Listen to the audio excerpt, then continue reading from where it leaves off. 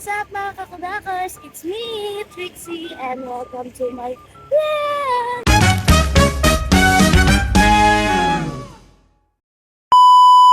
So for today's video mga kakudakers ko, ayan, napapakita ko sa inyo mga kakudakers ko hanggang pa labas ng barangay Gugo mga kakudakers ko kung gaano kalumot.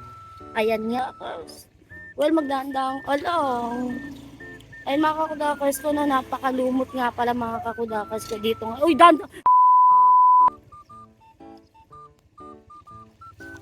Kakabanado lang. ayan, napakalumot mga... Ay, may tubig na ipinagdulasan ko mga kakudakers.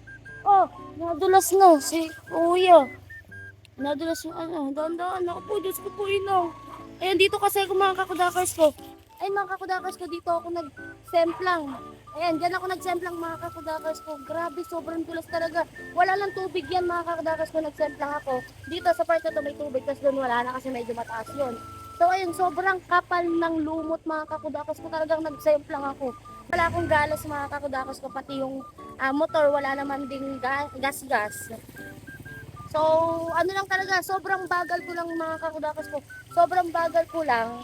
Tapos, talagang splunging talaga ako mga kakudakas ko. Grabe. Wala tayong camera nun nung time na nagulat tayo eh. O, di ba?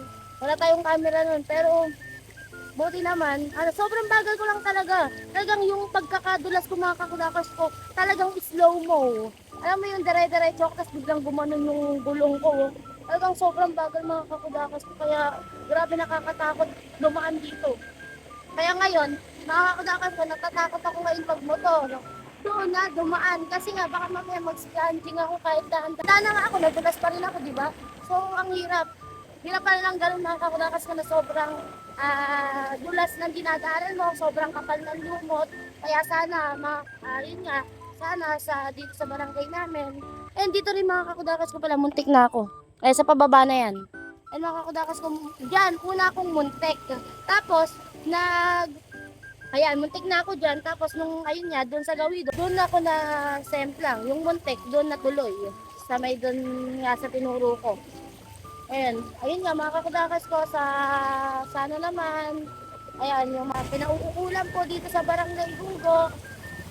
Ay, sa kinauukulan po ng Barangay Gugo, ayan, maski mga kabataan. Ayan, sana naman po may may mag-ano po ng ating karsada. Ayan. Ayan nga, saan naman may mag-ano ng karsada, yung mag-isis man lang, yung kahit bawasan man lang yung lumot, ayun, hindi yung, di ba, syempre, yung iba kasi mga kakudakas ko, iba pakitang tao lang, pag malapit ang eleksyon, doon ng mga nagsisipaggawaan, di ba? Doon naman talaga eh.